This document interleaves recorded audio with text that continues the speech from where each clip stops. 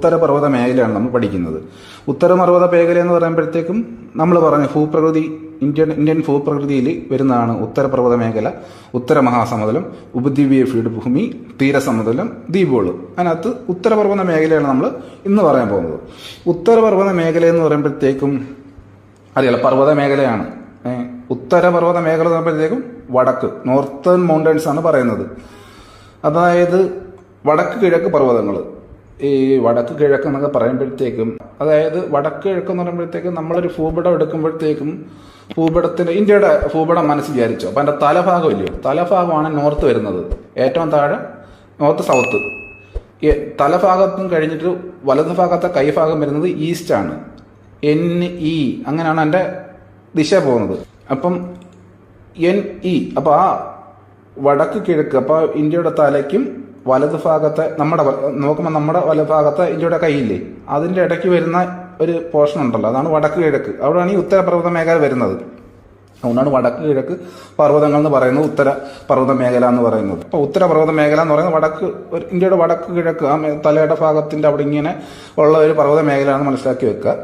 അപ്പോൾ അത് ഉത്തരപർവ്വത മേഖല എന്ന് പറയുമ്പോഴത്തേക്കും നമ്മൾ ഇപ്പം ഒരുപാട് കാര്യങ്ങൾ രണ്ടിൽ പഠിക്കാനുണ്ട്. എന്നാലും ബേസിക്കലി നമ്മൾ ഇത്രയെങ്കിലും മനസ്സിലാക്കി വെക്കണം. ഉത്തരപർവ്വത മേഖല എന്ന് പറയുമ്പോഴത്തേക്കും ട്രാൻസ് ഹിമാലയുണ്ട്, ഹിമാലയുണ്ട്, കിഴക്കൻ മലനിരകളുണ്ട്.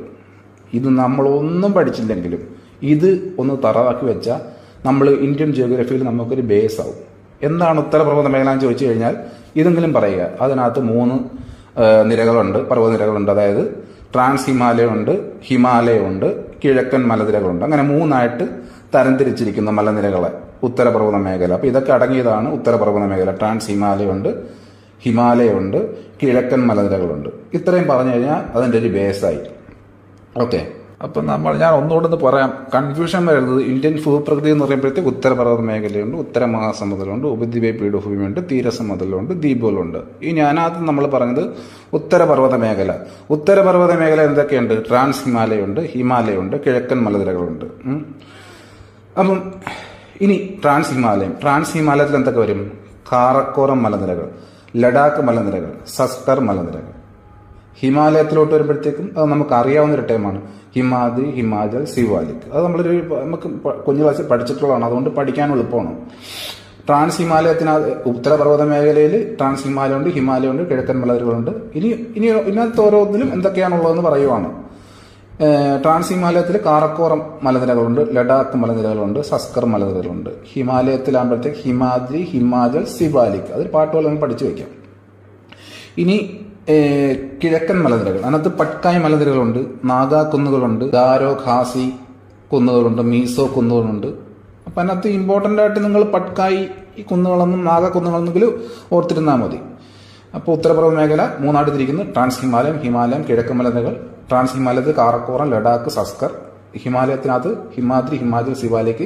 കിഴക്കൻ മലനിരകത്ത് പട്കായ്, നാഗാ കുന്നുകൾ, ഗാരോ ഖാസി, ജയന്തിയ കുന്നുകൾ, മിസോ കുന്നുകളെ. ഓക്കെ, ഇനി ഇതിനകത്ത് ക്വസ്റ്റ്യൻ ആൻഡ് ആൻസേഴ്സിലോട്ട് പോവുകയാണ്. നമ്മൾ ആദ്യമേ തന്നെ ഇങ്ങനെ ചോദ്യവും ഉത്തരവും എന്ന് പറഞ്ഞു പോയി കഴിഞ്ഞാൽ ബോറടി ആയിരിക്കും, മാത്രമല്ല ഒന്നും മനസ്സിലാവത്തില്ല, പുകയായിരിക്കും. പക്ഷെ ഇനി നമ്മളിപ്പം എല്ലാം ഒന്ന് പറഞ്ഞു, ഇനി നമ്മളിതിൻ്റെ ചോദ്യോത്തരത്തിലോട്ട് പോവുകയാണ്. ഏതിൻ്റെ? ഉത്തരപർവ്വത മേഖലയിലെ. ബാക്കിയൊന്നും നമ്മൾ ഇന്ന് കിടക്കുന്നില്ല. ഇന്ന് ഉത്തരപർവ്വത മേഖലയിൽ ചോദ്യം ഉത്തരത്തിലോട്ട് പോവുകയാണ്. ഈ ചോദ്യോത്തരം എന്ന് പറയുമ്പോഴത്തേക്കും ഇതിനകത്ത് ഇമ്പോർട്ടൻറ്റ് ചോദ്യവും ഉത്തരവും. ബാക്കിയുള്ളത് ഇപ്പോൾ തൽക്കാലം അത് നമ്മൾ പഠിച്ചാൽ മതി. പിന്നെ നമ്മളെല്ലാം ഒരു വിധം ഇങ്ങനെയുള്ള ഇമ്പോർട്ടൻ്റ് പഠിച്ചു വെച്ചിട്ട് പിന്നെ നമുക്ക് നമ്മുടെ നോളജ് കൂട്ടാം. അല്ലാതെ ആദ്യം തന്നെ എല്ലായിടത്തും അങ്ങ് വീഴുകാൻ നോക്കിയാൽ നടക്കത്തില്ല. ആദ്യം നമ്മൾ ബേസിക് ആയിട്ടുള്ള കാര്യങ്ങൾ, നമുക്ക് ഒരുവിധം പിടിച്ചു നിൽക്കാൻ പറ്റിയ കാര്യങ്ങൾ ആദ്യം ഭംഗിയായിട്ട് പഠിച്ചു വെക്കുക. പിന്നെ നമുക്ക് ഇതിനകത്ത് നോളജ് കൂട്ടാമല്ലോ, പിന്നെ എക്സ്റ്റെൻഡ് ചെയ്യാം നമുക്ക്. അല്ല എല്ലാം കൂടെ ആദ്യം ഇട്ടിട്ട് നമുക്ക് വിഴുങ്ങേണ്ട ആവശ്യമില്ല. ഓക്കെ, ഒരു ചോദ്യം. സിന്ധു, ഗംഗ, ബ്രഹ്മപുത്ര എന്നീ നദികളും അവയുടെ നിരവധികളായ പോഷക നദികൾ ഉത്ഭവിക്കുന്നത് എവിടെ നിന്ന്? ഉത്തരപർവ്വത മേഖലയിൽ നിന്ന്. ഉത്തരപർവ്വത മേഖലയിൽ നിന്നാണ് സിന്ധു, ഗംഗ, ബ്രഹ്മപുത്ര എന്നീ നദികളും അവയുടെ നിരവധി പോഷക നദികൾ ഉത്ഭവിക്കുന്നത്. ഉത്തരപർവ്വത മേഖലയിലെ പ്രധാന സുവാസ കേന്ദ്രങ്ങൾ സിംല, ഡാർജിലിംഗ്, കുളു, മണാലി. പിന്നെ ഹിമാലയത്തിലോട്ട് വരുവാണ്. ഹിമാലയം എന്ന് പറയുമ്പോഴേ ഓർക്കണം, ഉത്തരപർവ്വത മേഖല 3ആയിട്ട് തിരിക്കുന്നു. ട്രാൻസ് ഹിമാലയം, കിഴക്കൻ മലനിരകൾ. അതിനകത്ത് ഹിമാലയമാണ് ഈ പറയുന്നത്. ഹിമാലയത്തിനകത്ത് വാട്ടർ ടവർ ഓഫ് ഏഷ്യ എന്നറിയപ്പെടുന്ന പർവ്വതനിര ഹിമാലയം. ലോകത്തിലെ ഏറ്റവും വലിയ മടക്ക് പർവ്വതനിര ഹിമാലയം. ലോകത്തിലെ ഏറ്റവും വലിയ മടക്ക് പർവ്വതനിരയാണ് ഈ ഹിമാലയം എന്ന് പറയുന്നത്. മടക്ക് പർവ്വതനിര എന്നൊക്കെ പറയുന്നത് അതിൻ്റെ എങ്ങനെ ആ പർവ്വതം ഉണ്ടായി എന്നൊക്കെ രീതിയിൽ എങ്ങനെ ഉണ്ടായെന്നതിനെ അടിസ്ഥാനമാക്കിയാണ് ഈ മടക്ക് പർവ്വതം എന്നൊക്കെ പേര് വരുന്നത്. അത് നമുക്ക് മനസ്സിലാക്കേണ്ട ആവശ്യമില്ല. ലോകത്തിലെ ഏറ്റവും വലിയ മടക്ക് പർവ്വതമാണ് ഹിമാലയൻ മലനിരകൾ.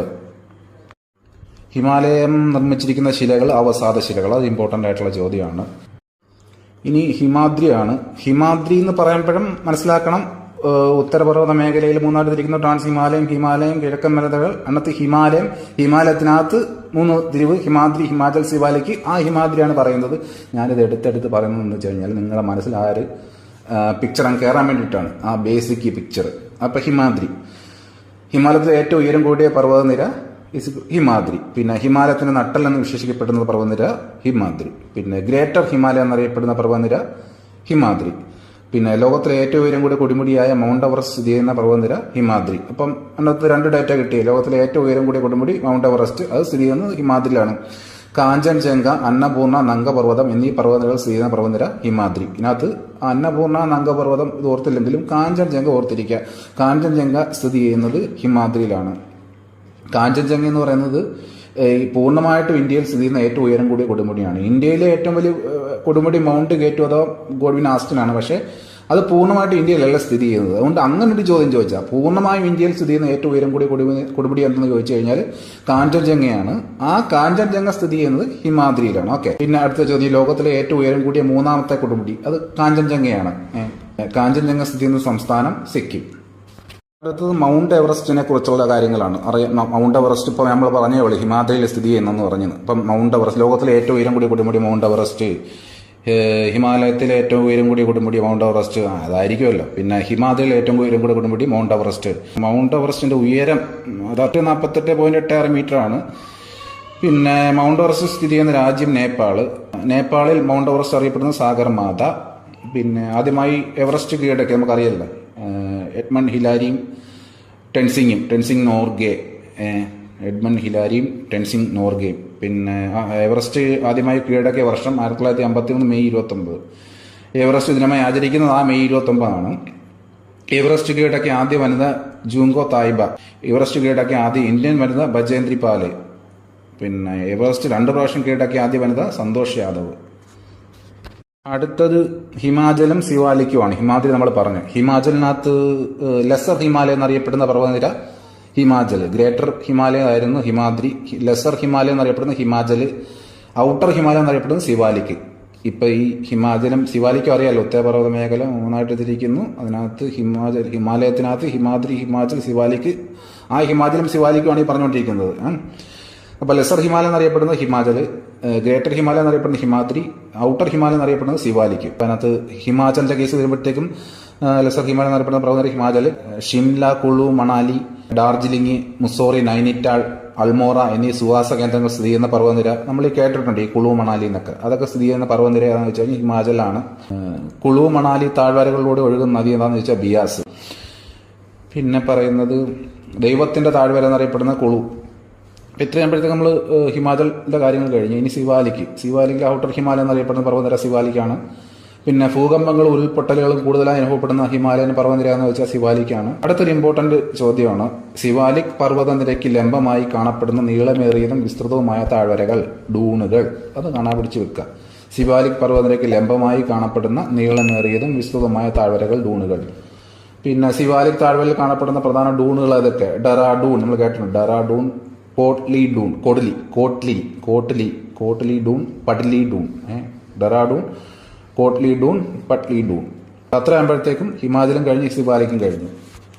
അടുത്തത് ട്രാൻസ് ഹിമാലയമാണ്. ട്രാൻസ് ഹിമാലയം നമ്മൾ ട്രാൻസ് ഹിമാലയത്തിനകത്ത് പറഞ്ഞല്ലോ. ട്രാൻസ് ഹിമാലയത്തിനകത്ത് 3 മലനിരകൾ, കാരക്കോറം, ലഡാക്ക്, സസ്കർ. അപ്പൊ അതിന്റെ ഡീറ്റെയിൽസിലോട്ട് പോവാണ്. കാരക്കോറത്തിനകത്ത് പറയാനുള്ളത്, ട്രാൻസ് ഹിമാലയത്തിന് വടക്കായി സ്ഥിതി ചെയ്യുന്ന ഏറ്റവും ഉയരം കൂടിയ പർവ്വതനിര കാരക്കോറം പർവ്വതനിര. സംസ്കൃത കൃതികളിൽ കൃഷ്ണഗിരി എന്നറിയപ്പെടുന്ന പർവ്വതനിര അത് കാരക്കോറം. അതൊരു ഇമ്പോർട്ടന്റ് ചോദ്യമാണ്, കൃഷ്ണഗിരി എന്നറിയപ്പെടുന്ന സംസ്കൃത കൃതികളിൽ. പിന്നെ അഫ്ഗാനിസ്ഥാനുമായും ചൈനയുമായും ഇന്ത്യക്ക് അതിർത്തി രൂപപ്പെടുന്ന പർവ്വതനിരകൾ കാരക്കോറം പർവ്വതനിരകൾ. അടുത്തത് ഇമ്പോർട്ടന്റ് ക്വസ്റ്റൻ ആണ്, ഇന്ദിരാ കോൾ സ്ഥിതി ചെയ്യുന്നത് കാറക്കോറം പർവ്വതനിരയിലാണ്. ഈ ഇന്ദിരാക്കോൾ എന്തുവാണ് നമ്മൾ പിന്നീട് പഠിക്കും. ഇന്ത്യയുടെ ഏറ്റവും വടക്കേ അറ്റം ഏതാണെന്ന് ചോദിച്ചാൽ ഇന്ദിരാക്കോൾ എന്നാണ് ഉത്തരം. ആ ഇന്ദിരാക്കോൾ സ്ഥിതി ചെയ്യുന്നത് കാറക്കോറം പർവ്വതനിരയിലാണ്. കാറക്കോറം പർവ്വതനിരയിലെ ഏറ്റവും നീളമേറിയ ഹിമാനി എന്ന് പറഞ്ഞാൽ സിയാച്ചിൻ ഹിമാനിയാണ്. ഹിമാനി എന്ന് പറഞ്ഞാൽ ഗ്ലേഷ്യർ. നമ്മളങ്ങനെ ഗ്ലേഷ്യറിന്റെ പേര് പഠിക്കും. അതിനെയൊക്കെ അത് മഞ്ഞുപാളി എന്നർത്ഥം. അപ്പോൾ സിയാച്ചിൻ ഹിമാനി, അതായത് കാറക്കോറം പർവ്വതനിരയിലെ ഏറ്റവും നീളം കൂടിയ ഹിമാനിയാണ് ഈ സിയാച്ചിൻ ഹിമാനി. പിന്നെ കാറക്കോറം പർവ്വതനിരയിലെ ഏറ്റവും ഉയരം കൂടി മൗണ്ട് കേറ്റു, ഗോഡ്വിൻ ആസ്റ്റിൻ. അതിന് മൗണ്ട് കേറ്റു സ്ഥിതി ചെയ്യുന്നത് കാറക്കോറം മലനിരകളിലാണ്. അതുകൊണ്ട് അതിനൊരു ഇമ്പോർട്ടൻസ് അങ്ങനെയുമുണ്ട്. സിയാച്ചിൻ ഹിമാനി എന്ന് പറഞ്ഞല്ലോ, ഏറ്റവും വലിയ ഹിമാനി സിയാച്ചിൻ ഹിമാനിയാണ്. ആ സിയാച്ചിൻ ഹിമാനി ഒരു ഇച്ചിരി ഇമ്പോർട്ടൻ്റ് ആയ ടേമാണ്. മൂന്നാം ധ്രുവം എന്നറിയപ്പെടുന്ന സിയാച്ചിൻ ഹിമാനിയാണ്. ഈ മഞ്ഞുപാളിയാണ് ഈ ഹിമാനി എന്ന് പറയുന്നത്. ലോകത്തിലെ ഏറ്റവും ഉയരമേറിയ ഹെലിപ്പാഡ് സ്ഥിതി ചെയ്യുന്നത് സിയാച്ചിൻ ഹിമാനിയിലാണ്. ഇപ്പം നിങ്ങൾക്ക് ഒരു ഐഡിയ കിട്ടിക്കാണാം എന്താണ് ഹിമാനി എന്ന്. ലോകത്തിലെ ഏറ്റവും ഉയരമേറിയ ഹെലിപ്പാഡ് സ്ഥിതി ചെയ്യുന്നത് സിയാച്ചിൻ ഹിമാനിയിലാണ്. പിന്നെ ലോകത്തിലെ ഏറ്റവും ഉയരമേറിയ യുദ്ധക്കളം സിയാച്ചിൻ ഹിമാനിയാണ്. സിയാച്ചിൻ എന്ന വാക്കിനർത്ഥം റോസാപ്പൂക്കൾ സുലഭം എന്നാണ്. സിയാച്ചിൻ ഹിമാനിയിൽ നിന്ന് ഉത്ഭവിക്കുന്ന നദി നുബ്രയാണ്. നുബ്രയുടെ പതനസ്ഥാനം ഷോക്ക് നദി, സിന്ധുവിന്റെ പോഷക നദിയായ ഷോക്ക് നദി.